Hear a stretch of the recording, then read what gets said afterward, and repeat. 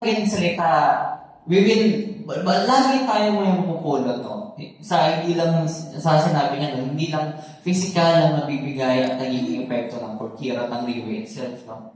We can also gain from spiritual thing na talagang hindi natin yan mapapansin eh. It will just come, no? On the process that we go through with Riway, on the system that we have in Riway, it will just come and mararamdaman mo lang talaga yan.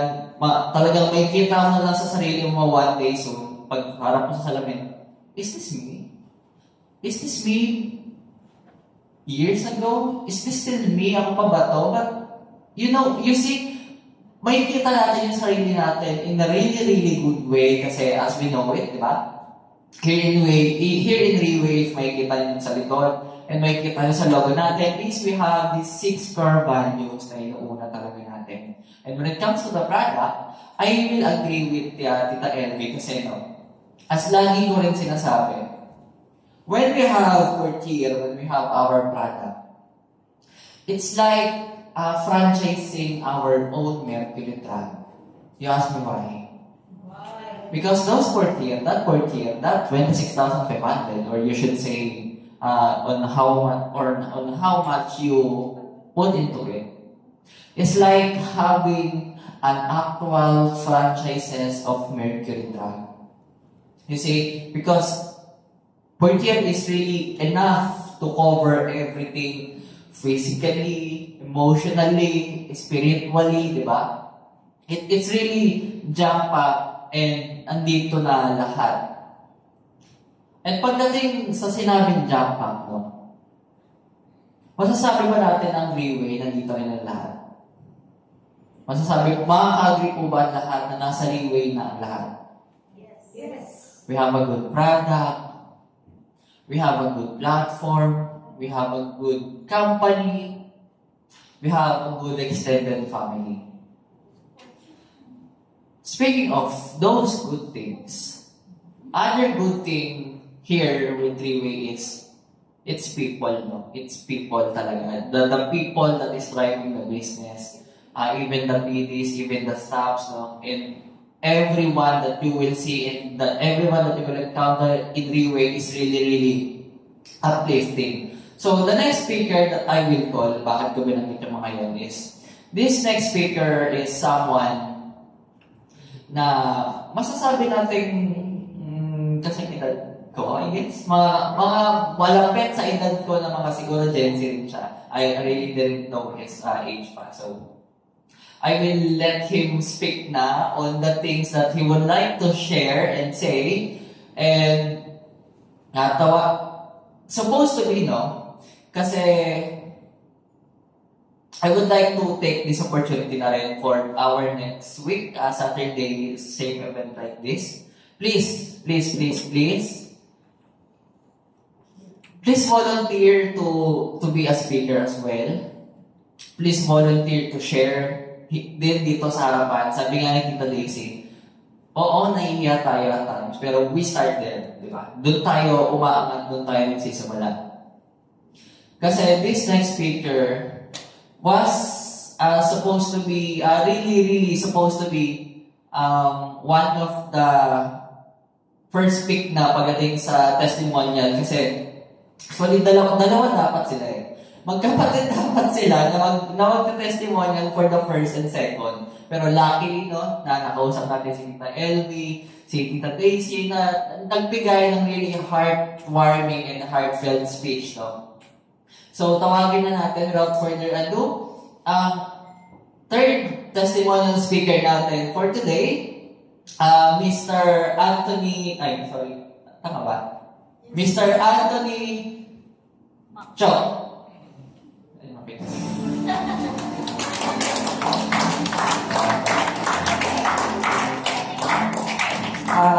Magandang umaga po sila. Maraming salamat sa pagpunta ngayon, lalo na bumabagyo ngayon. Buti hindi tayo pinaha. And first and foremost, gusto lang sana ma-censure or mag-sorry dahil pupunta dapat dito magulang ko, which is pinaka-apply natin. At si Doc Anson at tapos si Eric Cho. Actually, nagka-emergency lang. Kailangan na pumunta sa Brunei kagabi lang sila umalis. So, kailangan natin magtiyaga sa akin ngayon. Pero sa totoo lang po, mas magaling naman ako sa kanila.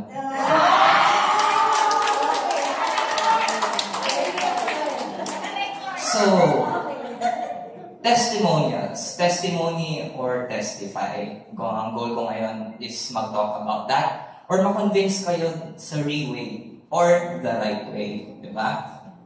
Kaka-review ko lang ng slogan.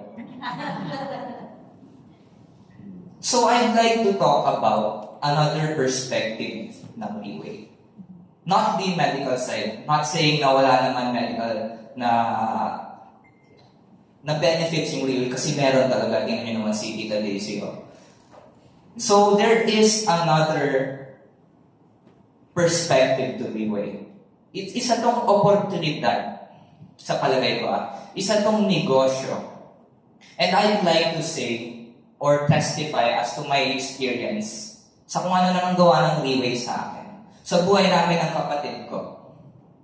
So for the longest time, I've always been grateful. Mapagpasalamat sa buhay ko na hindi ako lumaki na masyado financially unstable. Salamat ko sa magulang ko.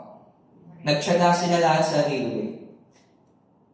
Nung around 10 years old ako or 7, nagkasakit si Mami. Breast cancer. Tapos naghanap siya ng way na hindi masyado mahal. Chemo, medyo delikado rin na. So nakita niya yung Leeway. Inintroduce sa kanya yung Leeway ni Eric Chok at ni Raymond Tong. Ganun niya at dun niya na-believe. Dun siya naniwala sa Leeway. Sinugal niya lahat ng meron siya para mag-invest sa Leeway. Para gumaling siya. Para sa mga anak niya. Palakpakan naman namin si Ansel.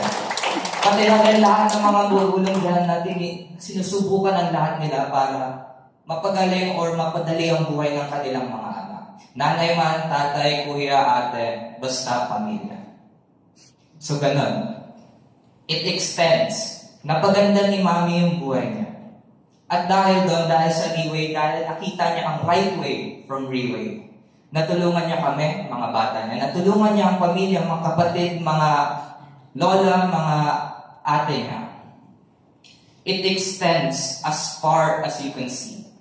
Hindi lang medical, hindi lang financial, but as well as spiritual. Napakanda niya yung mga buhay ng lahat. Maraming tao, marami siya nakatulungan, lahat ng downline niya. Including me and my brother. And for those naman that lives for themselves, mga lone wolves dyan, mga mag-isa lang, there's nothing bad about change. So yung Leeway, sabi nga ni Kuya Angelo kanina, can be an extended family. In the 10 years more or more na experience ko, dinadala ko ni Mami sa mga events niya, here sa MOA, tsaka sa ibang bansa. Her team, and the people she operates and interacts with are the most down-to-earth people that I've known. May tuturing mga tita, tito, kapatid ko sila. So, tama ba yan? Tama o tama? Family is, Leeway is an extended family. Tama o tama? Mali. Nung isang araw, sinubukan namin, nung isang linggo, sinubukan namin, akitin Mount Pulag.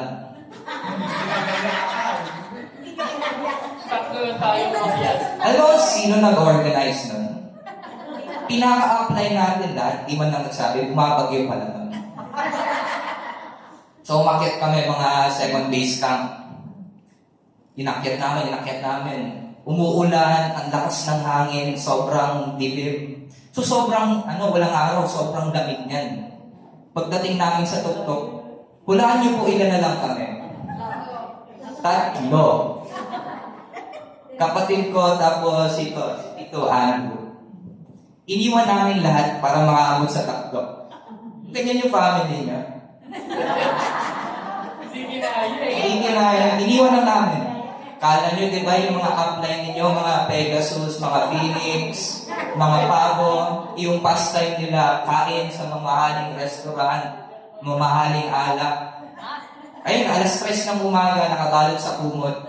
Isang bahay kubo, at nilalamig na. Mama, papa ko. Susunod na sa ano, susunod na sa ilaw. Hinahanap na ng Diyos. Nagapalit naman. Kalahin mo. Buhay naman. Pero, as short as it is, yun lang yung testimony. Alam ko, gutom naman rin kayo lahat dahil gutom na ako. Ang liit ng katawan ko, pero gutom na ako. Kasi Pabo Aubrey. 1 hour. Pero, concluding my testimony, huwag natin itong sayangin na oportunidad na mapaganda yung buhay natin. Check. Negosyo to, and if isugal niyo lahat, aalagaan kayo ng liwe. Sa totoo lang. As well as yung family, biro lang po yun ha. Iniwan lang po talaga namin. Kasi gusto namin maabot yung tuktok. Okay? Oportunidad, lalo na ngayon at na may promo yung Leeway ngayon. Pag bumili kayo ng 7, may plus 3 kayo na bottles, and pag makabenta kayo ng 2 set, may libre ticket ko kami po sa Singapore. May event ko kami na palakpakan niya po sa Leeway. Isa pa pong malaking palakpakan para sa akin. Thank you po.